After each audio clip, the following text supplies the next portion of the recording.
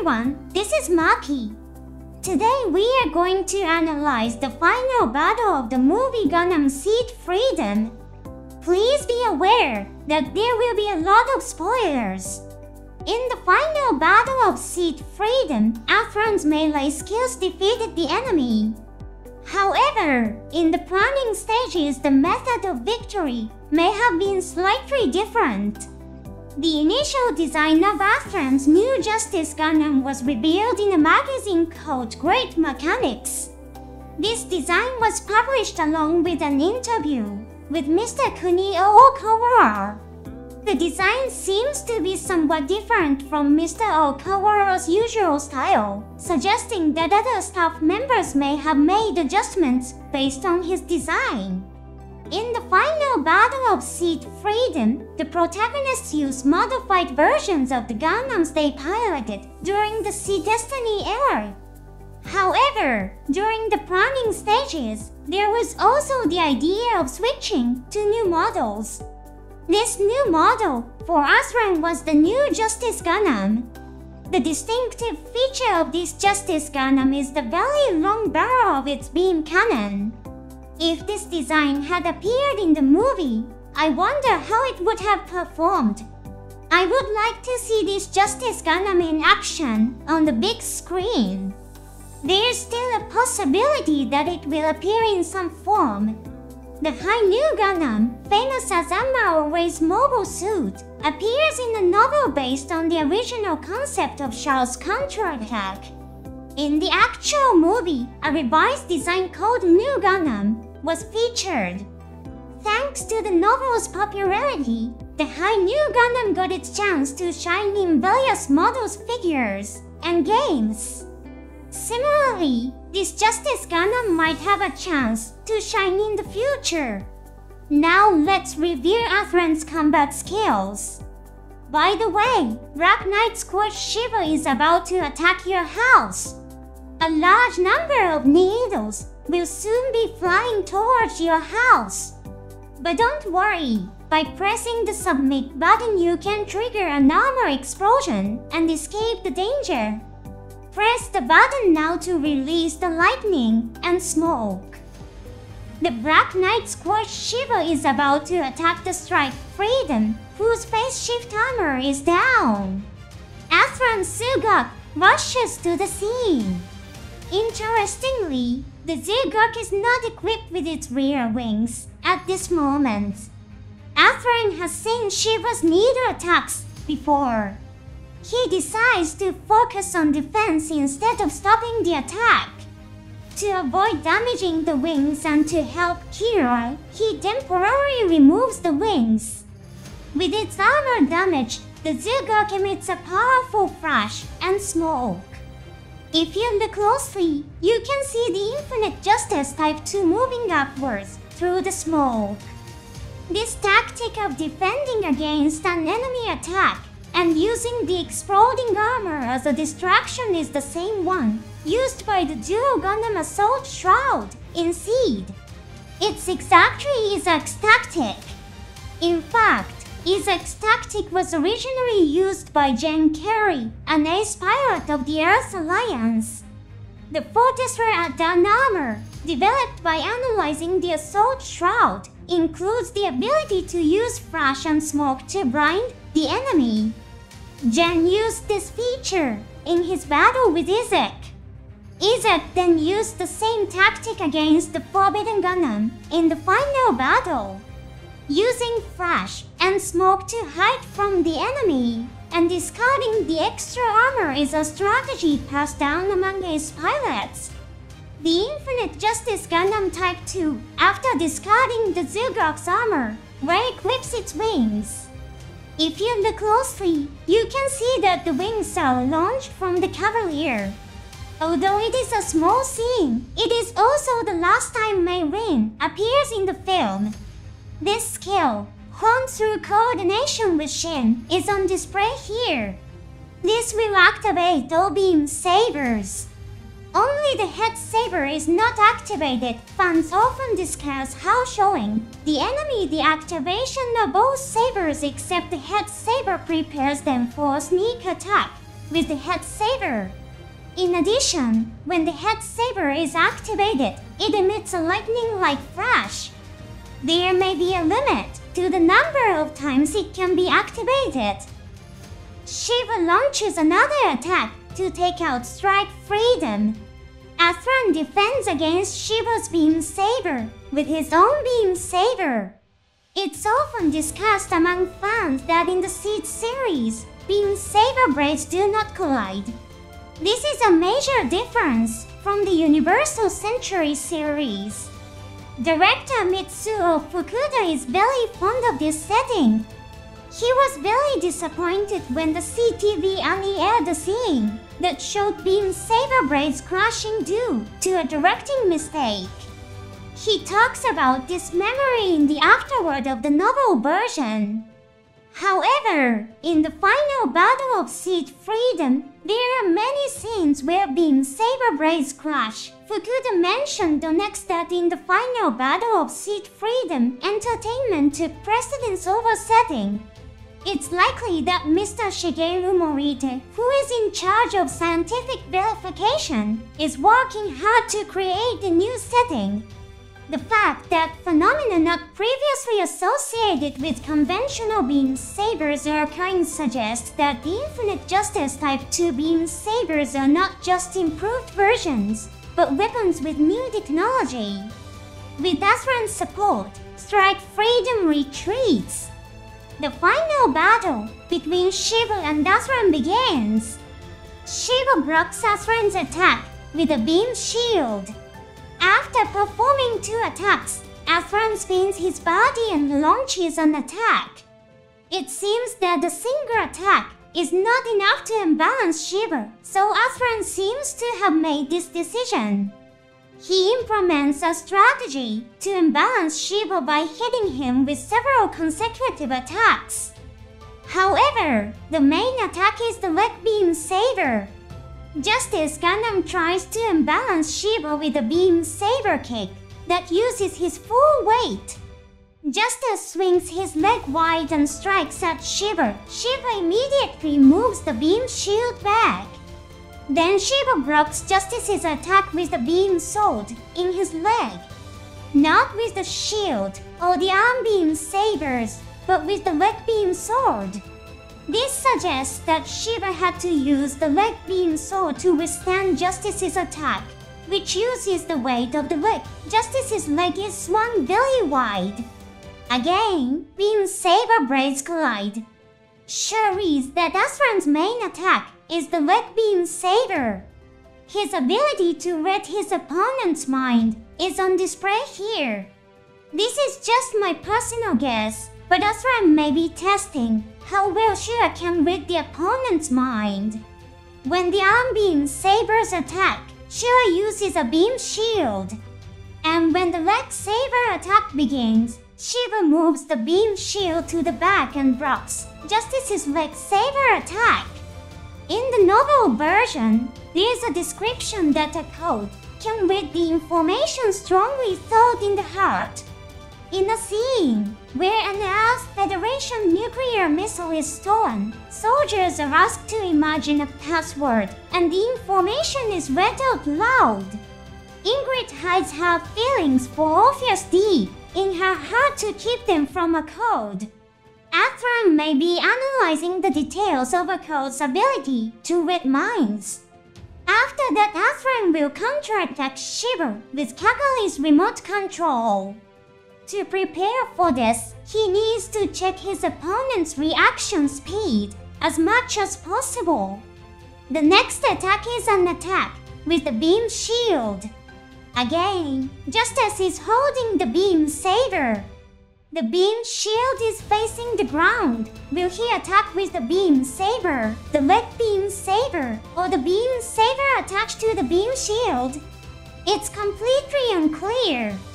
The wing sabers are also activated.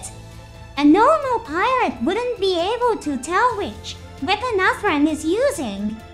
However, Shiva is raising his beam shield forward faster than Justice can. Once again, Shura is reading his enemy's mind. Then their beam shields collide. Athrun fights with his beam sabers activated and his beam shield held up. It's hard to see, but he may be balancing by sticking the beam saber into the ground. Shiva then tries to knock down Justice's beam shield. Erika Simmons once mentioned when she handed over the Destiny Gundam and Strike Freedom that they might not be enough to fight the Black Knights. The Infinite Justice Gundam is also an old mobile suit, like Strike Freedom. It seems that the Black Knight squash Shiva is superior in terms of power in a head-on collision. Shiva, after knocking off Justice's beam shield, attacks with a beam saber. Athrun avoids the attack by jumping instead of defending. He judged that the frontal collision would be detrimental. Athrun makes a similar evasive move in the Zugok battle. Even Justice, after shedding the Zugok's armor, is at a disadvantage in a direct power struggle, as seen in this battle. The next moment, Shiva throws the shield away, prioritizing attack over defense. Shura begins actions to defeat Athrun. In the novel, Shura says it is rare to meet an opponent as strong as Athrun. I want to enjoy this fight longer. At this point, Athrun has already won. The same conclusion was discussed in the program analyzing Kiro's combat skills. Athrun's goal is to protect the people of Orb. Destroying the giant beam cannon Requiem and saving the lives of the people of Orb would be the best result. Therefore, the most critical situation to avoid is the Black Knights attack the Orb fleet. Shiva threw away the beam shield. It would be better to keep the shield when dodging anti-aircraft fire from battleships. However, Shiva focused on defeating Athrun, discards the shield. This is evidence that Shura is absorbed in the fight against Athrun. Shura may intend to show his determination to defeat you fairly from now on, but this action is guided by Athrun. The difference in ideology between Shura, who fights as a knight, and Athrun, who fights as a soldier, can be seen in this action. They spin their beam sabers gracefully, almost like a dance. The way they spin while using their beam cloaks is very similar to figure skating. Interestingly, this battle doesn't involve a lot of complicated maneuvers. In previous fights, Shura had hidden a heat sword at his waist while spinning, or deliberately attacked the Zugok's arm, which added some intriguing elements. But this fight is straightforward high-speed attacks and dodges. There are moments when Athrun shuts down one blade of his dual beam sabers. He adjusts the blades based on the situation and his movements. There's also a scene where Justice's entire body turns red. This is probably a production mistake. Color mistakes wouldn't happen with computer graphics, suggesting that this scene was hand-drawn. Let's explore interpretations beyond production flaws. Variable phase shift armor can change its material and color depending on the situation. The red color is associated with melee combat, as seen in the Sword Impulse. Perhaps the armor is adapting to high-speed melee combat. Another point is that the railgun is sometimes painted in colors similar to Infinite Justice's beam rifle. This was also a production mistake. Perhaps Kagami painted it specifically for her beloved Athrun. For those interested, it might be fun to recreate this railgun with model kits. Then Shiva attacks with beam sabers in both arms. From Athrun's perspective, Shiva's left leg is not visible. This reveals Shiva's pirating habits. The double beam saber attack is the same one Athrun used against Shura earlier. In the battle between Zugok and Shiva, Shura used the tactic of hiding his weapons with his body as he approached the enemy. Shura enjoying the fight with Athrun shows that he is mirroring Athrun's earlier attack. In Seed Freedom, fans often say affectionately Shin is like a dog, loyal to Kira. In this scene, Shura seems like a playful puppy, engrossed in playing with Athrun. Athrun, not being an occult, cannot read minds.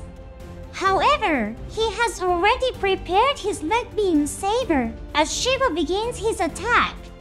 As Shiva swings his leg beam saber, Justice swings his leg beam saber at the same time.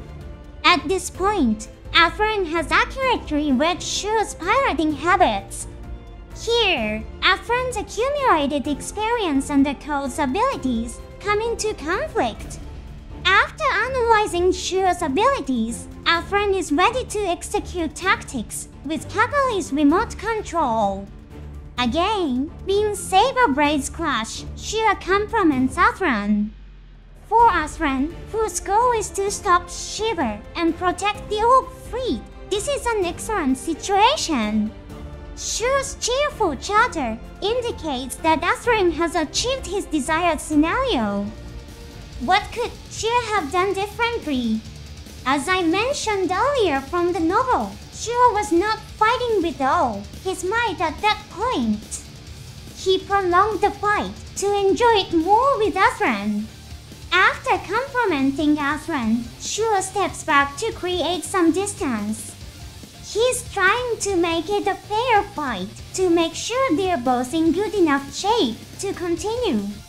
Since Shiva has more power than Justice, it would have been better for Shura to continue his consecutive attacks without stepping back.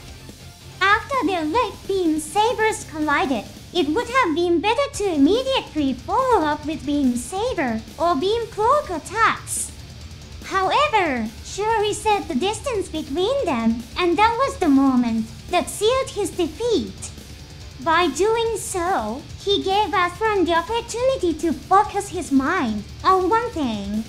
Athrun filled his mind with his love for Kakali. In the heat of melee, such a strategy would not have been possible. Shura's piloting skills are indeed equal to Athrun's. Shura's desire for a fair fight inadvertently gave Athrun the opportunity to focus his mind. From here on, it's the same as what we discussed in the program about Kakali's combat techniques. Athrun remembers the feel of Kakali's skin, her bone structure, and the scent of her hair. In the middle of the battle, Shura is suddenly overwhelmed by these sensations projected by Athrun. Director Mitsuo Fukuda mentioned Shura was very shaken because he had no experience with women. Anyone would be taken aback if a stranger suddenly hugged them while they were naked. Imagine if the president or leader of another country suddenly hugged you naked. With no experience in relationships, Shura was even more confused. Despite being confused by the sensation of Kakali's sexy presence, Shura attacks. The novel describes Shura's feelings at this moment. He mentions, "I discovered Athrun's thoughts behind the naked woman." Athrun was hiding his thoughts behind Kakali. Coincidentally, this tactic mirrors Shura's own strategy of hiding weapons behind his body. Shura reads Athrun's intention to move left and launches his attack. As you can see, Athrun's thoughts were a decoy for sure. At this moment, Justice is being remotely controlled by Kakali. Did you know this? When Shiva attacks Justice, he uses the heat claw on the shield. Earlier, Shiva discarded the shield. Even when Shiva and Justice stare at each other from a distance, he doesn't have a shield. This is probably a production error. Of course, it's possible that like Rising Freedom or Immortal Justice, the shield could function as a drop-gun system and fly independently. This scene may be corrected in the Blu-ray release. Kakali's linear gun attack causes Shiva to lose his white gun and damages his engines. The attack is so fast that it's hard to see clearly. It appears that the linear gun fires 3 rapid shots. After attacking Shiva, Kakali discards the linear cannon. Mr. Mitsuo Fukuda mentioned that the linear gun is a prototype weapon, not designed to be reloaded, and has a disposable barrel. The barrel may have been rendered useless by the rapid-fire function. When Kirashin and Luna Maria use the linear gun, they shoot more than 3 times, but they use single shots instead of rapid fire. If the linear gun were still usable, Kakali would have no reason to discard it. She could simply fire at the destabilized enemy. Like Athrun, Kakali's goal is not to fight honorably as a knight, but to protect her people. There is no reason to hesitate to attack the foreign Shiva. It seems that the linear gun's rapid-fire function quickly damages the barrel, rendering it useless. Kakali calls Athrun's name. This was a pre-arranged strategy between Athrun, Kakali, and Marilyn. They had decided beforehand to switch the remote control system the moment they called each other's names. Shura, angry, finally launches a full-force attack.